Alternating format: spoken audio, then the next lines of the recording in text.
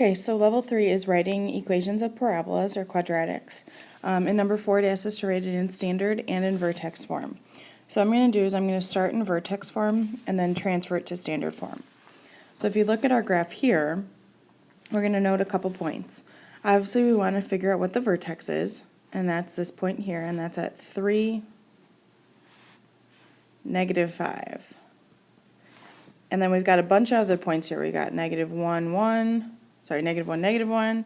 We've got 1, 2, 3, 4, 5, 6, 7, -1, and then these points over here are 4, -4, and 2, -4. So we got a bunch of points. The most important point right now is obviously that vertex, so that's what we're going to start with.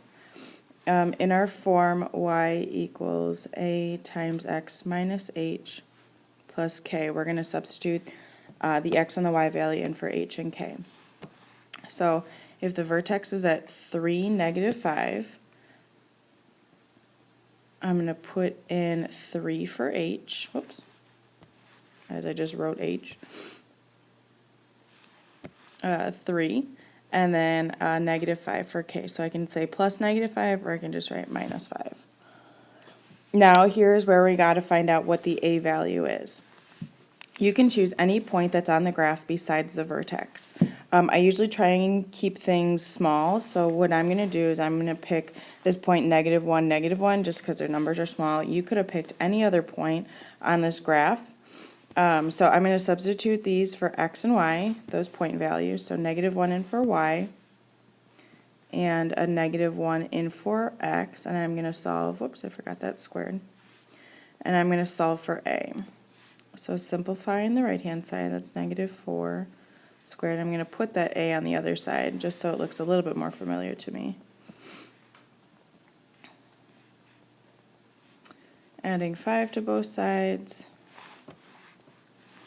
This is going to be 4 equals 16a. I'm going to divide both sides by 16. So a is going to equal 1/4.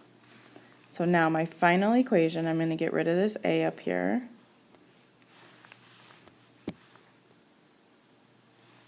Is going to be y equals 1/4 x minus 3 squared minus 5. You could have said f of x instead of y. Either one would be fine. So this is vertex form.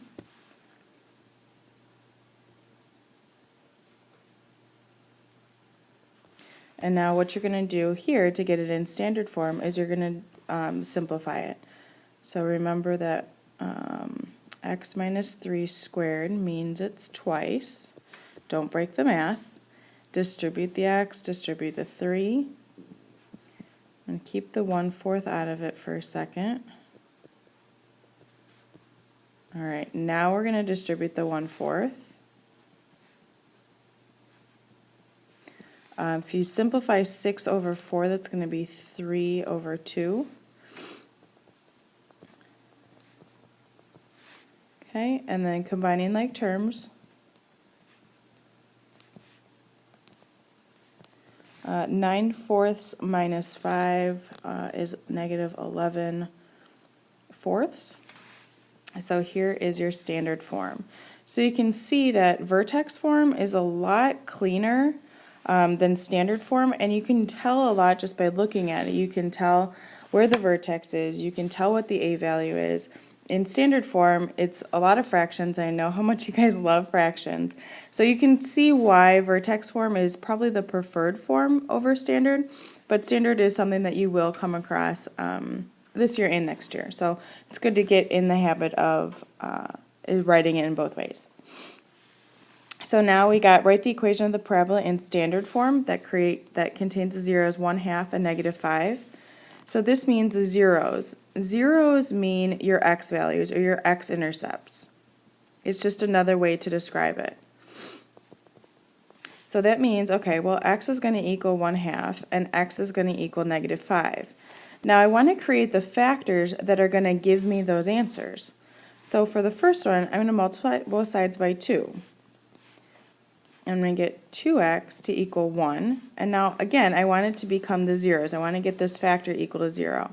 So I'm going to subtract 1 from both sides.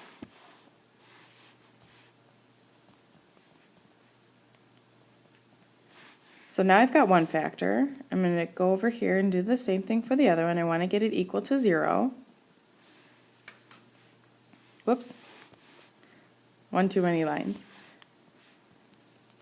So now I've got two factors. I've got 2x minus 1 and x minus 5. So y equals 2x minus 1 and x minus 5.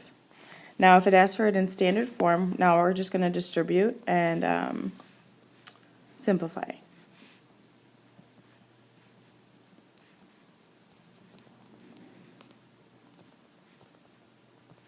So in standard form, this is going to be 2x squared minus 11x plus 5. Okay, so zeros are just known as x-intercepts. And then to write the equation, all you're going to do is see if you can figure out the factors that get you those answers. So we work backwards. You can also just think backwards. You don't have to necessarily do all the algebra. But then once you find the factors that give you those zeros or x-intercepts, then you just put it into whatever form it asks you to put it in. Okay, so that's part of level 3, so go ahead and do some of the practice problems on those.